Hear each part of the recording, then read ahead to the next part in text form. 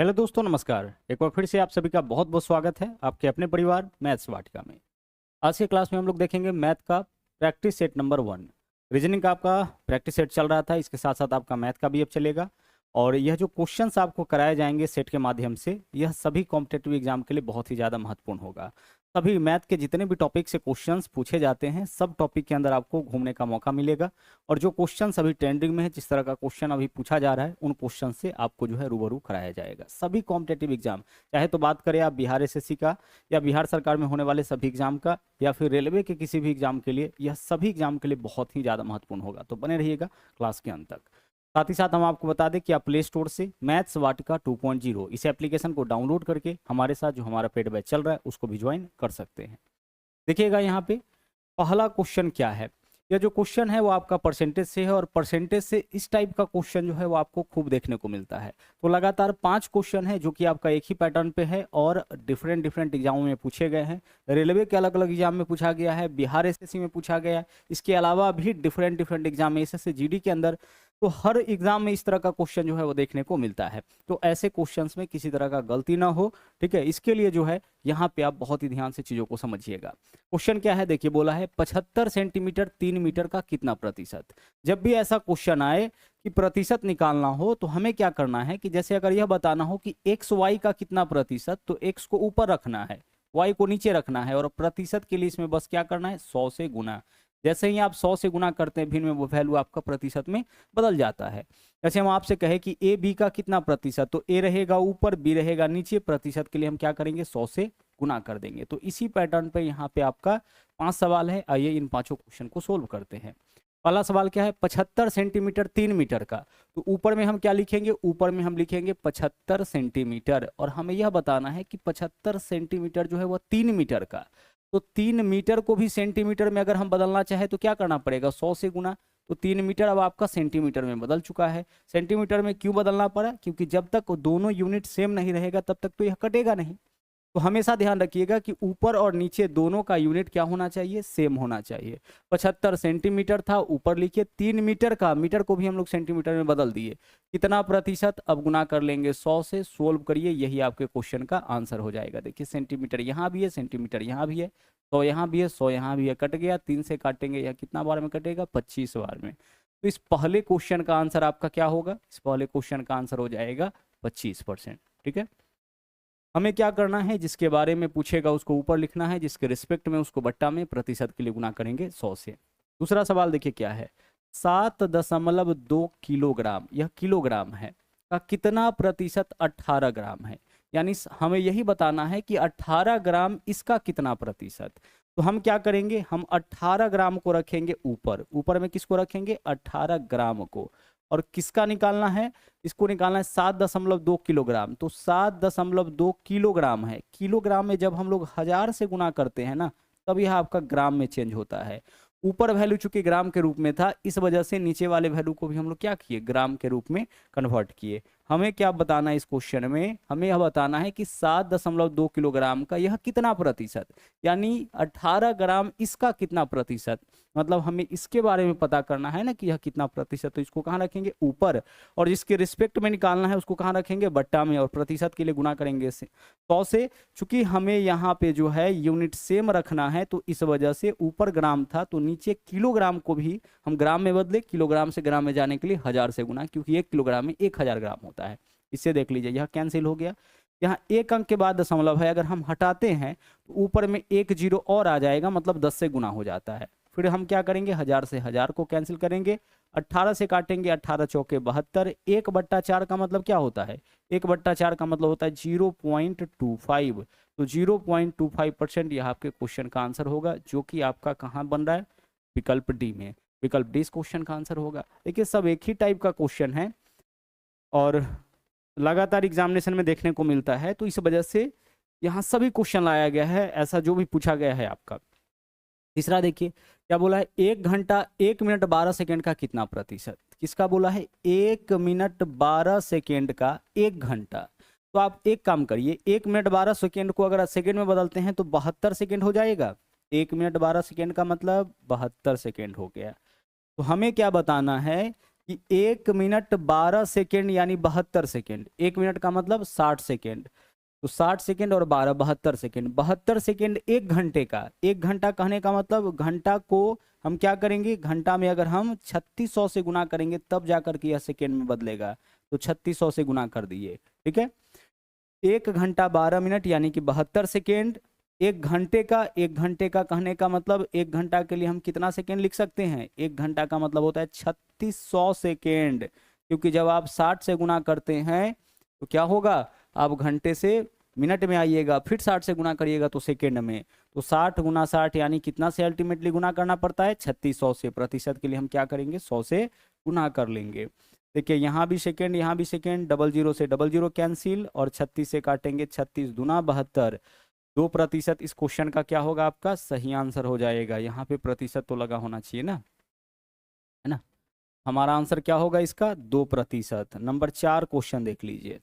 Question number 3 का answer 2%। आगे बोला है एक दिन का कितना प्रतिशत 18 मिनट, क्या बताना है, एक दिन का कितना प्रतिशत 18 मिनट, तो 18 मिनट हम ऊपर रखेंगे क्योंकि इसी के बारे में बताना है कि 18 मिनट एक दिन का, एक दिन कहने का मतलब 24 घंटा, और घंटा को मिनट में बदलने के लिए 60 से भाग, कहने का मतलब है कि 18 मिनट जो है वह एक दिन यानी 24 घंटा का कितना प्रतिशत, तो 24 घंटा कहने का मतलब 24 गुना 60 मिनट होगा, ऊपर मिनट था इसको भी मिनट में बदल लिए, प्रतिशत के लिए क्या कर लेंगे, 100 से गुना कर लेंगे। यही आपके क्वेश्चन का आंसर होगा जो सोल्व करने पर वैल्यू देगा।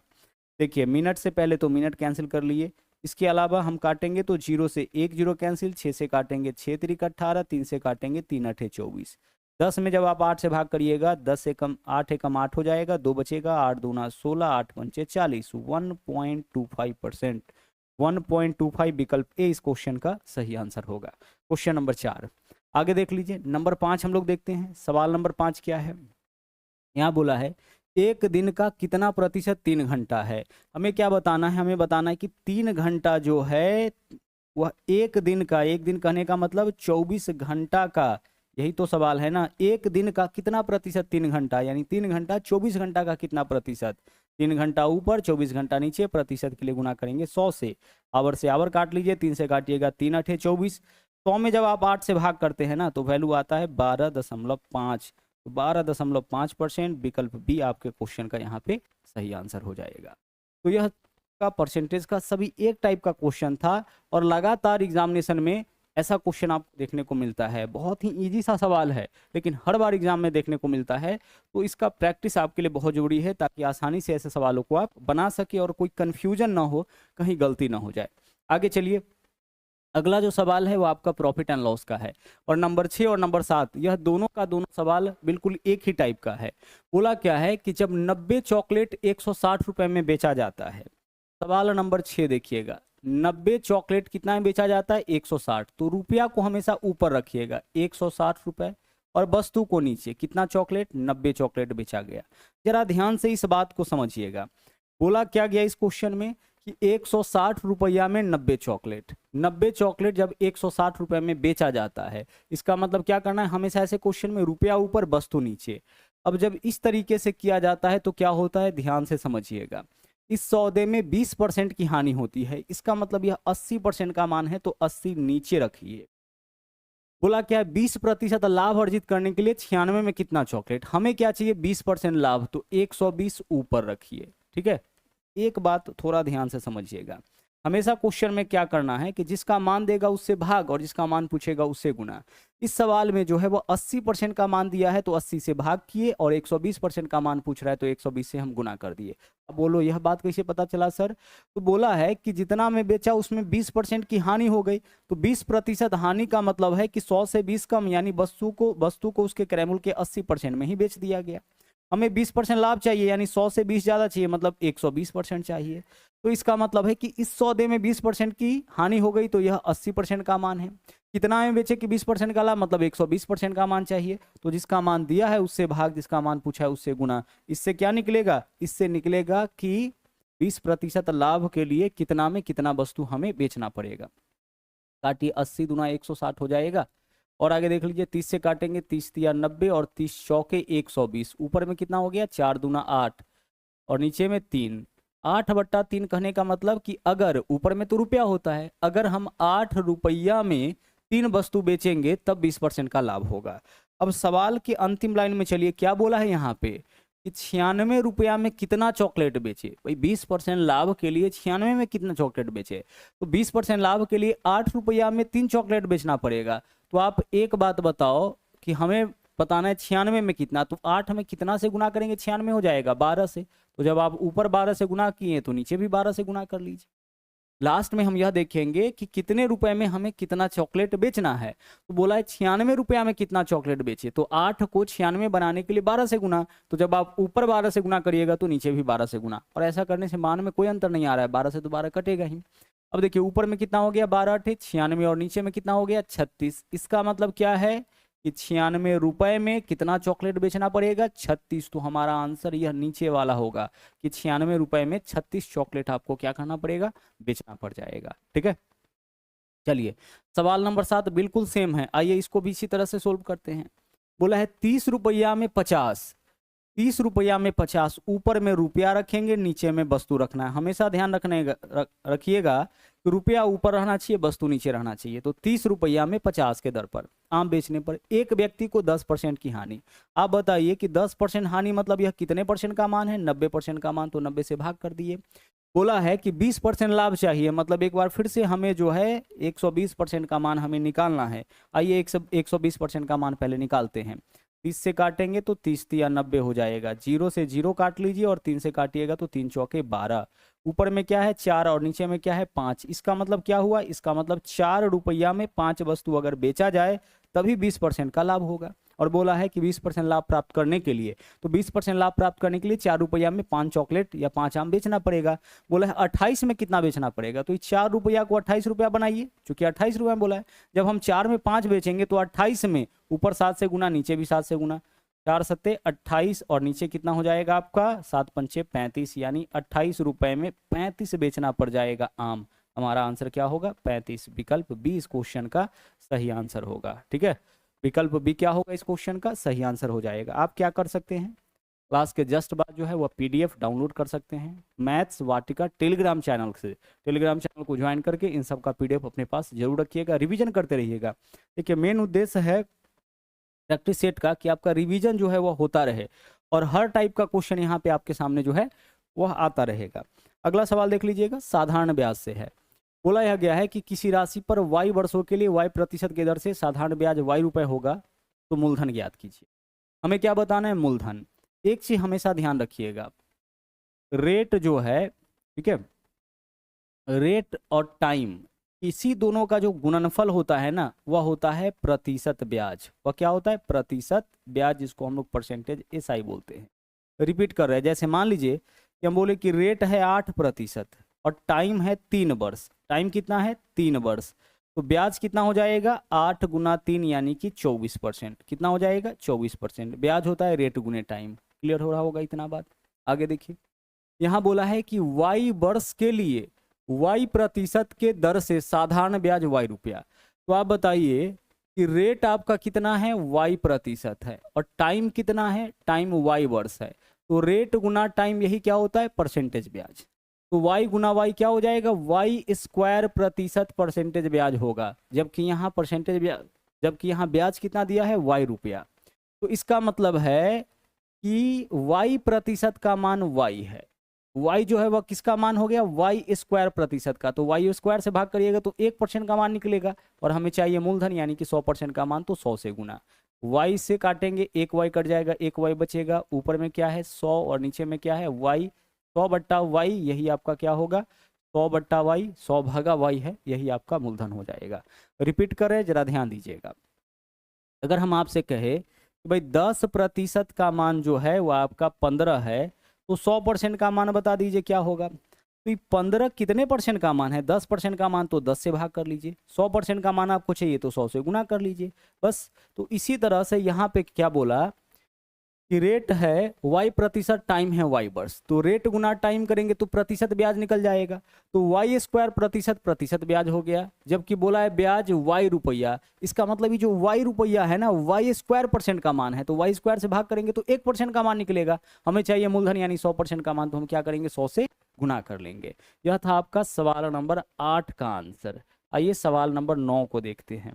9 में क्या है, 8% वार्षिक साधारण ब्याज के दर से 2 वर्ष 9 महीने के लिए निवेश की गई अवधि के अंत में 915 रुपए हो जाता है।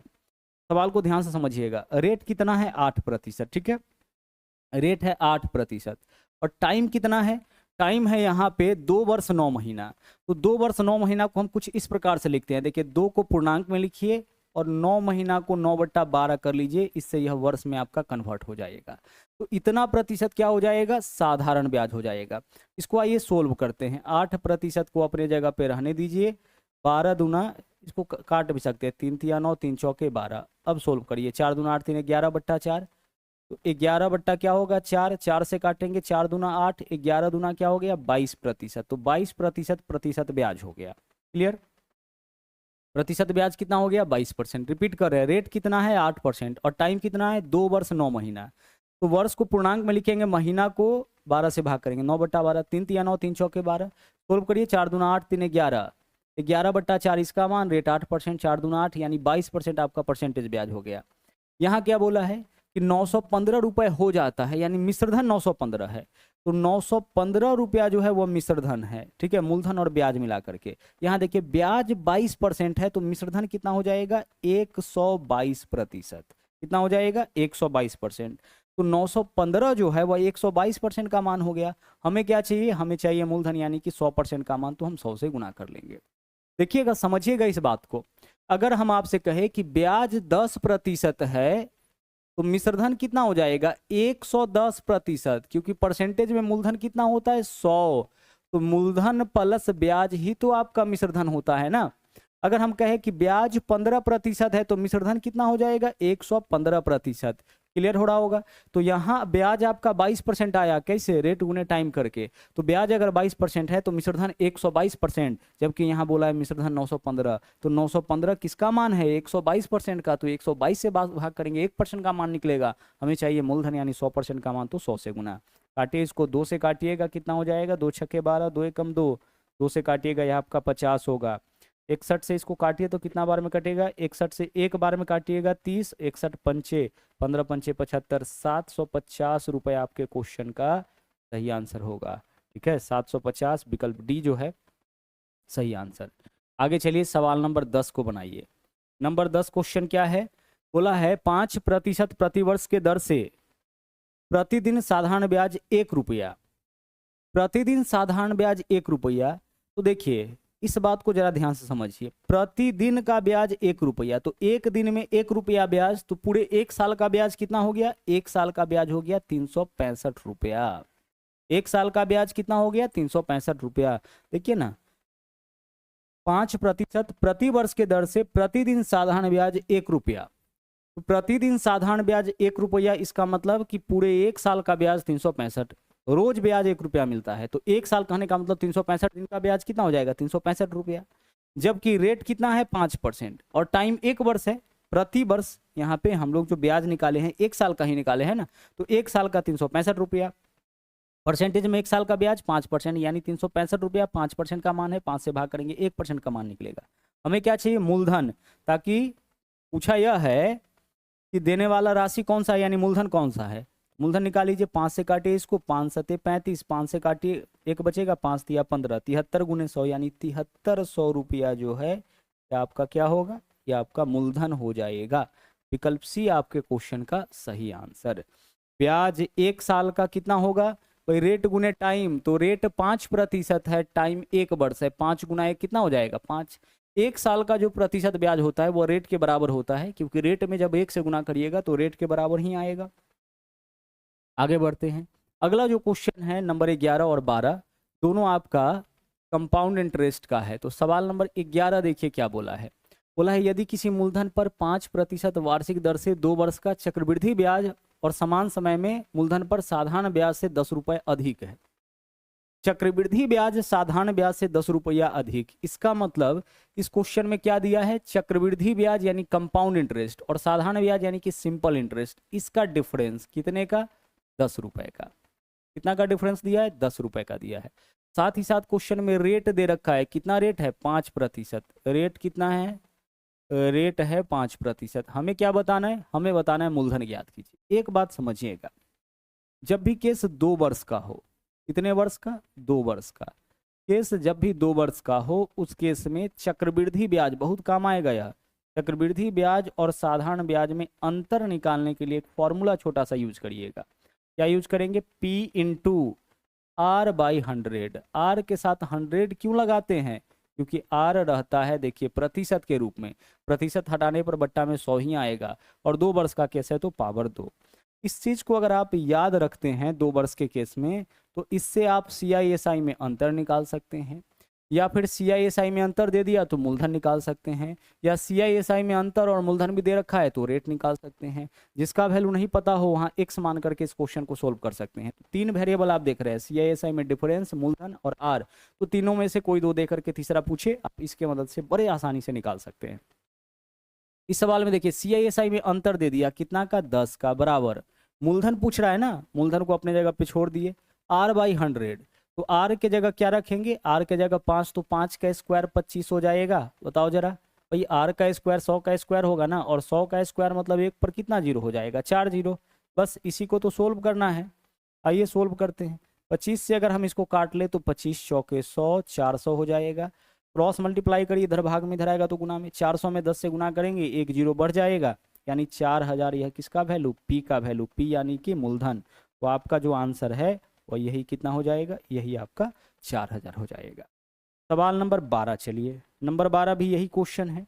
यहाँ बोला है 2 वर्ष में 16,000 रुपए का मूलधन दे रखा है। इस बार क्वेश्चन में 16,000 रुपए का समान ब्याज दर पर अर्जित चक्रवृद्धि ब्याज और साधारण ब्याज के बीच अंतर 1,000 रुपए का है, तो प्रति वर्ष ब्याज की दर ज्ञात कीजिए। रेट बताना है। देखिए CI और SI में अंतर दे रखा है क्या, हाँ दे रखा है 1,000, तो CI माइनस SI के जगह 1,000 रखेंगे, इंटू P, मूलधन भी दे रखा है, कितना मूलधन है 16,000, इंटू देखिए R बाई 100, तो R का स्क्वायर बट्टा 100 का स्क्वायर करेंगे तो 1 पर कितना जीरो होगा, 4 जीरो होगा, इतना तो होगा। R बाई 100 का स्क्वायर, तो R का मान निकालना है, छोड़ दिया R स्क्वायर, और 100 का स्क्वायर 100 पे 2 जीरो हो जाएगा। सोल्व इसको आइए कर लेते हैं। सबसे पहले यहाँ देखिए 3 जीरो से, तो 3 जीरो काट दिए, इसको ऊपर से ऊपर वाला कटेगा, और 16 से अगर हम इसको काटते हैं तो देखिए 16 छके 96 होगा, 4 40, 16 दूना 32, 16 पंचे 80, 625 इधर आ जाएगा। 625 किसका मान होगा, R स्क्वायर का, तो R स्क्वायर का मान 625, तो R का मान कितना होगा, R का मान 25 हो जाएगा, क्योंकि जब स्क्वायर हटाएंगे तो 625 का वर्गमूल होगा, और 625 का वर्गमूल कितना, 25। तो आंसर आपका विकल्प भी होगा। यानी 2 साल के केस में CISI में डिफरेंस जब भी निकालना हो तो हम इस वाले फॉर्मूला का यूज करेंगे, चक्रवृद्धि ब्याज और साधारण ब्याज। चक्रवृद्धि ब्याज तो ज्यादा होगा साधारण ब्याज से, तो चक्रवृद्धि ब्याज और साधारण ब्याज में अंतर मूलधन गुने रेट बट्टा 100 के होल स्क्वायर के बराबर हो जाएगा। अब क्वेश्चन में देखिए कि दिया क्या है, बोला है 2 वर्ष में, टाइम मालूम है, 16,000 रुपए की राशि पर यानी मूलधन है, अर्जित ब्याज की दर चक्रवृद्धि ब्याज और साधारण ब्याज के बीच अंतर 1,000 रुपए का है, दर बताइए। ठीक है, CISI में अंतर भी दे रखा है और रेट आपसे पूछ लिया है, तो रेट हम लोग यहाँ पे फटाफट से निकाल लेंगे। अगला सवाल देखिए, यहाँ देखिए हमें क्या बताना है, इसमें बताना है कि सबसे छोटा कौन है, और अगला में बताना है सबसे बड़ा कौन है। हमें क्या करना है, 15, कुछ सवाल नंबर 13 पे आते हैं। 15 अनुपात क्या है, 15 अनुपात 23 है, तो इसके लिए 15 बट्टा 23 लिख सकते हैं, तो बिल्कुल लिख सकते हैं, कोई दिक्कत नहीं है। आगे क्या है, 17 बट्टा 25, इसके लिए क्या लिख सकते हैं, 17 अनुपात 25 है, तो 17 बट्टा 25 लिखेंगे ना। ठीक है, चलिए आगे 7 बट्टा 15 है, तो क्या लिखेंगे, 7 बट्टा 15 लिखेंगे। और आगे देख लीजिए 21 अनुपात 29 है, तो 21 बट्टा क्या लिखेंगे, 21 बट्टा 29 लिखेंगे। एक चीज देखिएगा जरा गौर से, सबका डिफरेंस देखिए, 15 और 23 में कितना का अंतर है, 8 का, 17 और 25 में 8 का, 7 और 15 में 8 का, और 21 और 29 में 8 का। यानी डिफरेंस क्या है, सबका जो डिफरेंस है ना, अंश और हर का, न्यूमरेटर और डिनोमिनेटर का, वह सेम है। तो जब डिफरेंस सेम रहे तो जिसका अंश यानी ऊपर वाला बड़ा होगा वह भिन्न भी बड़ा होगा। रेशियो बोले भिन्न बोले एक ही बात है। तो जिसका ऊपर वाला अंश बड़ा होगा वह भिन्न भी बड़ा होगा। हमें क्या बताना है, सबसे छोटा। तो सबसे छोटा इसमें देख लीजिए अंश किसका है, 15 है, 17 है, 7 है, 21 है, 7 का। तो हमारा सबसे छोटा अंश इसी का है 7/15 का। तो 7/15 क्या होगा, सबसे छोटा हो जाएगा। विकल्प डी आप यहाँ पे आंसर करके निकल जाइए। यहाँ से भी डायरेक्ट कर सकते थे। 8 का 8 का 8 का 8 का डिफरेंस है, डिफरेंस सेम है। तो जिसका पहला टर्म बड़ा होगा वह रेशियो बड़ा होगा। तो 15, 17, 7, 21, यह रेशियो सबसे बड़ा, यह रेशियो सबसे छोटा हो गया। आगे देखिए, निम्नलिखित में सबसे बड़ा अनुपात बताइए। देखिए 15 और यहाँ पे क्या है, 15:28 है। सवाल नंबर 14, सवाल नंबर 14 को देखिए, यहाँ पे 15:28 यानी इसको क्या लिखेंगे, 15/28 लिखेंगे। ठीक है, आगे चलिए। आगे है 13, 21, तो 13/21 इसको लिखेंगे। अगला है 19, 27, तो 19 बट्टा क्या लिखेंगे हम इसके लिए, 27। और चौथा जो है 5:18 यानी 5 बट्टा क्या लिखेंगे हम, 18।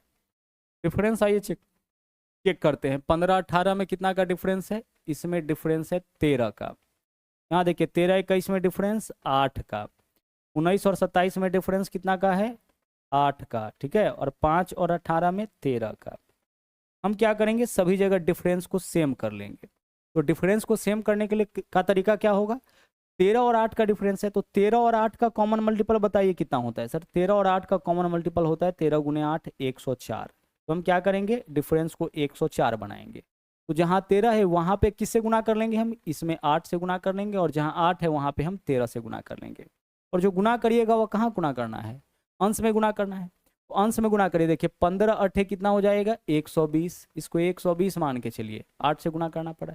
13 × 13 कितना हो जाएगा आपका, 169 हो जाएगा। यहाँ भी 13 से गुना करना पड़ेगा।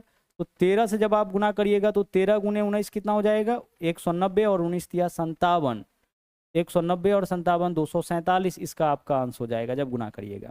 यहाँ 13 से गुना करिएगा तो 13 × 5 65। अब देख लीजिए, जिसका यह वैल्यू बड़ा दिख रहा होगा वह भिन्न बड़ा हो जाएगा, जिसका छोटा दिख रहा होगा वो छोटा। सबसे बड़ा निकालना है तो 65, 247, 169, सबसे बड़ा इसका माना है 247, किसका, 19/27 का। तो विकल्प सी आपका यहाँ पे सही आंसर होगा।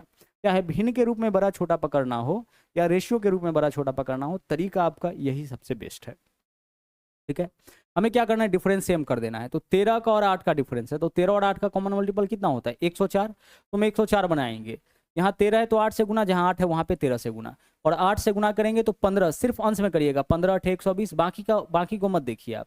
13 से गुना, 13 × 13 169। यहाँ 13 से गुना, 13 × 19 247। यहाँ 13 से गुना, 13 × 5 65। 65, 247, 169, 120। बड़ा कौन है, 247, किसका मान, 19/27 का। यही आपका बड़ा। सबसे छोटा कौन हो जाएगा, सबसे छोटा देख लीजिए, 120, 169, 247, 65, यही आपका सबसे छोटा हो जाएगा। क्लियर, चलिए आगे चलिए, सवाल नंबर 15 पे आते हैं। सवाल नंबर 15 क्या यहाँ पे है, बोला यह है कि ए का 15%, ठीक है, अनुपात बी का 25%। ए का कितना बोला है, ए का 15%। अनुपात का मतलब क्या होता है, बट्टा। बी का 25% यानी बी का मतलब गुना होता है 25%, बराबर वैल्यू क्या दे रखा है, 8/11। 8/11 लिख दीजिए। सोल्व करके आप यहाँ पे ए अनुपात बी का मान निकाल लीजिए। प्रतिशत यहाँ भी है, यहाँ भी हटा लीजिए। 5 से काटेंगे 5 दिया 15, 5 से काटेंगे 5 25, जो बच गया क्रॉस में गुना कर लीजिए। तो इधर आपका क्या है, a/b, इसको सिर्फ छोड़ दीजिए, बाकी को क्रॉस मल्टीप्लाई कर लीजिए। तो 5 से 8 में गुना करेंगे, 8 पंचे 40, और बट्टा 11 से 3 में गुना करेंगे, 11 तिया 33, 40/33, विकल्प डी आंसर। 40/33 यानी हम लिख सकते हैं 40:33। यह सब ऐसा क्वेश्चन है जो लगातार आपके एग्जामिनेशन में देखने को मिलता है। आगे चलिए, अगला सवाल देखिए, यह आपका एज का है। इसमें देखिए क्या बोला है, यहां बोला है कि इस समय एक आदमी का उम्र 50 वर्ष है और उसकी बेटी का उम्र 22 वर्ष। कितने वर्ष बाद पुरुष की आयु अपने पुत्र की आयु की, यहां पे देख लीजिए सवाल क्या है, कितने वर्ष बाद पुरुष की आयु अपने पुत्र की आयु की दोगुनी होगी। पुरुष का आयु कितना है, 50 वर्ष। पुरुष का आयु कितना है, 50 वर्ष। ठीक है, चलिए इसको हम लिख दिए 50। और पुत्री का आयु कितना है, 22 वर्ष। बोला कितने साल के बाद, तो हम मान लेते x वर्ष के बाद। तो x वर्ष के बाद पुत्री का आयु कितना होगा, 22 + x। और पिता का आयु क्या होगा, 50 + x। क्योंकि मान लीजिए कि कोई व्यक्ति अभी 10 साल का है और दूसरा व्यक्ति 12 साल का है, तो 3 साल बाद तो इसमें 3 जोड़ेंगे, यह 13 साल का हो जाएगा, और इसमें भी 3 जोड़ेंगे, यह 15 साल का हो जाएगा। उसी तरह से अभी पिता 50 साल का और पुत्री 22 साल की है, कितने वर्ष बाद, तो हम मान ली 100 वर्ष बाद, तो 100 वर्ष बाद पुत्री इतने साल की हो जाएगी, पिता इतने साल की हो जाएगी। तो चाहे कितने वर्ष के बाद पिता की जो आयु है वह पुत्र की आयु की दोगुनी हो जाएगी, तो हम मान ली 100 वर्ष के बाद पुत्री की आयु दोगुनी हो जाएगी, 100 वर्ष के बाद पिता की आयु पुत्री की आयु की दोगुनी हो जाएगी, ऐसा हम मान लिए, तो 2 से गुना कर दिए। सोल्व करिए इसको, 50 प्लस x बराबर इधर क्या होगा, 2 से गुना करिएगा, 22 दूना 44 प्लस 2x, 44 इधर आके 50 में से घटेगा 6 हो जाएगा, और x इधर आके 2x में से घटेगा x, x का वैल्यू कितना आ गया 6, यानी कि 6 साल के बाद। आंसर विकल्प डी। दूसरा आप ऑप्शन से बना सकते थे। देखिए 9 साल बाद यह 59 वर्ष का, यह 31 वर्ष का, दुगना नहीं होगा। 5 साल बाद यह 55 वर्ष का और यह 27 वर्ष का, दोगुना नहीं हो रहा है। 18 वर्ष बाद यह 68 वर्ष का और यह 40 वर्ष का, 68 और 40 दोगुना नहीं है एक दूसरे का। और 6 वर्ष बाद 56 वर्ष का और 28 वर्ष का, दोगुना है। तो हमारा आंसर विकल्प डी। बाई ऑप्शन भी इस क्वेश्चन को बहुत आसानी से बनाया जा सकता था। सवाल नंबर 16। अब आइए सवाल नंबर 17 पे आते हैं। 17 नंबर क्वेश्चन क्या है, 8 वर्ष में सुभाष की आयु अब की आयु की तिगुनी, यानी वर्तमान आयु की तिगुनी। 8 वर्ष में सुभाष की आयु अब की आयु की तिगुनी, यानी सुभाष की वर्तमान आयु हम x मान लेते हैं, तो 8 साल बाद सुभाष का आयु x प्लस 8 होगा। तो बोला 8 साल के बाद सुभाष का जो आयु है वह सुभाष के वर्तमान आयु के तिगुनी। अब की आयु कहने का मतलब वर्तमान आयु की तिगुनी हो जाती है। यहां से देखिए 8 बराबर क्या हो जाएगा, x इधर आके 3x में से घटेगा 2x, 2 से काटिए, 2 चौके 8, तो 4 बराबर x, x का मान कितना आ गया, x का मान 4 आ गया। यह आंसर नहीं है, यह क्या निकला, सुभाष का वर्तमान आयु। अब बोला है कि कितने वर्ष बाद सुभाष की आयु 5 गुनी हो जाएगी।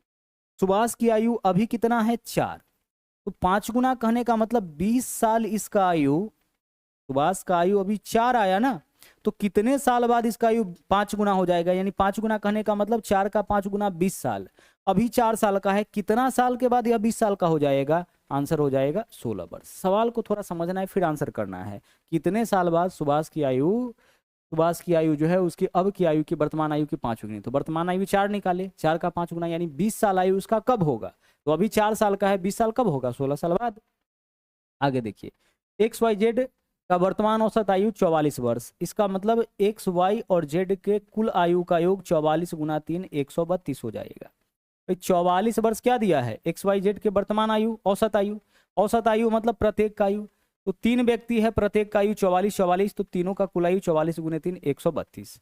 आगे देखिए अब क्या बोला, 8 वर्ष पहले X और Y की औसत आयु 38, 8 साल पहले X और Y का औसत आयु 38 था, तो अभी X और Y का औसत आयु 38 प्लस 8 46 हो जाएगा।